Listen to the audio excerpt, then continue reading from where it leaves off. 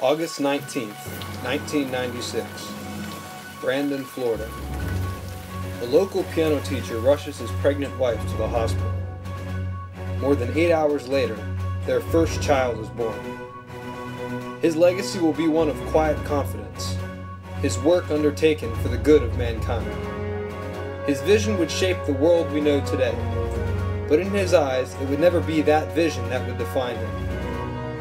He would be first and foremost a husband and father, a friend and mentor, a model of Christian life in the 21st century. His name is Logan Clark, and his would truly be a life of faith. Growing up in Brandon, Florida, a growing community a few miles outside of Tampa, Logan was exposed to Catholicism from an early age. His parents, both devout Catholics, ensured that the family attended church every Sunday and enrolled their son in the parish school, which he attended until the 8th grade. A quiet child, he took to reading at an early age and developed an appreciation for the written word. At the age of 11, he took up basketball on a whim and continued to play the sport through his senior year of high school. Though academic success remained the principal object of his ambition, he would later acknowledge the pivotal role that athletics played in forming his character and molding him into the man he would become. Logan saw basketball as more than just a game. For him, it was an outlet, a valuable counterbalance to what he understood could have otherwise been a less than fulfilling existence. He valued the challenge, the experience of competition, and the opportunity to form friendships that would last a lifetime. Graduating from Nativity Catholic School in 2011, Logan enrolled at Jesuit High School, a prestigious Catholic all-male preparatory school in Tampa. There, he continued to excel academically while rising through the ranks of the school's competitive basketball program. Despite his best efforts, he never earned much playing time, but by his senior year he came to embrace his role and dedicated himself to challenging his teammates in practice and keeping them positive and motivated during games. It was during this time that his long-standing nickname really began to take on, and by the middle of his final season he was known throughout the school as Poogan.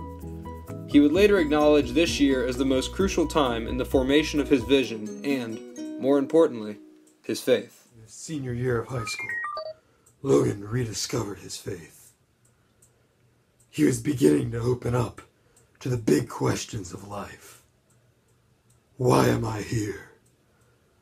What will it all mean in the end? What will my legacy ultimately be? It was with these questions on his mind that Logan began his study of psychology at the University of Central Florida, about 100 miles up the road from his hometown of Brandon. In college, he found that he had the opportunity to approach his studies with a renewed vigor. He had always felt drawn to the study of the human brain, and it was during these years that his fascination grew into a refined intellectual curiosity. This curiosity was indeed a powerful motivator, but Logan was determined that it would not come to define him. Logan found in his studies a cause to which he could dedicate himself, a sort of humanistic purpose in which he could engross himself. And in this sense, his studies were an extension of his faith. As focused as he was, however, he never allowed that focus to consume him. Throughout his college years, he maintained very strong ties to his hometown. He often returned home on weekends to visit his parents and continued to date his high school sweetheart. Even in the midst of his clear ambitions, he understood the enormous value of these relationships. Earning a Bachelor of Science in Psychology in 2019, Logan enrolled in graduate studies at George Mason University, where he eventually earned his PhD in Human Factors and Applied Cognition. During grad school, he was granted an internship at the Federal Aviation Administration, and eventually was hired upon completion of his doctoral studies. Over the course of the next 40 years, he became a prominent government consultant, working with agencies ranging from the National Highway Traffic Safety Administration to the Department of Defense and the CIA. His research was instrumental in the movement toward the legalization of the driverless car, but by far his most groundbreaking work took place behind closed doors at the FAA and the Department of Defense. We know now that Logan Clark's work played a huge part in the development of the first militarized exoskeletons, specifically those approved for use by the United States Marines during the war with Russia in 2045. His research on the limits of human cognition during battle served as the baseline for the development of the suit's user interface. He was truly a master at bringing together man and machine.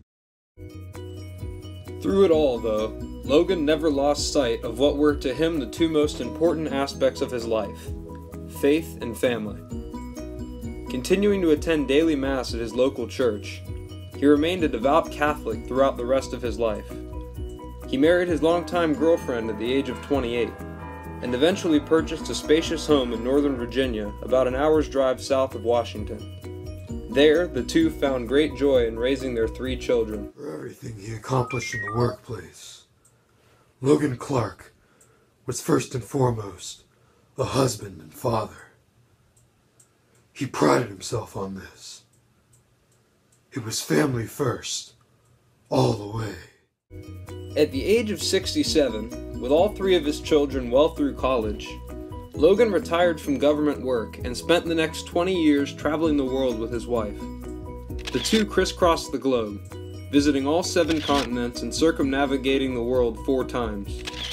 No matter where their travels took them, however, they were always home for Christmas and Easter, spending time with their children and young grandchildren. And every Sunday, without fail, Logan and his wife knelt together in prayer at Holy Mass. Logan Clark was a truly great man, and in his family and the products of his work, his legacy lives on to this day. He was indeed fiscally successful, but he was first and foremost a family man, a husband, a father, and a man of faith.